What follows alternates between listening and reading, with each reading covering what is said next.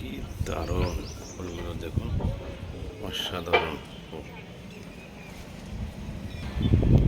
সাথে উপর পরিষ্কার করলাম। হ্যাঁ,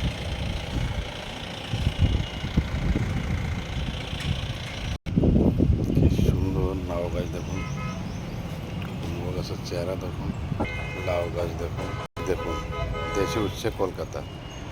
ঝিঙে গাছের চেহারা দেখুন, বট বডির লাফার ঝিঙে দেখুন, সুন্দর নতুন পাতা আসছে। বেগুন গাছ দেখুন কি পরিমাণ ফুল আসছে। অনেক কষ্ট করে এই 50 ডিগ্রি রোদের তাপের থেকে এদেরকে বাঁচিয়ে।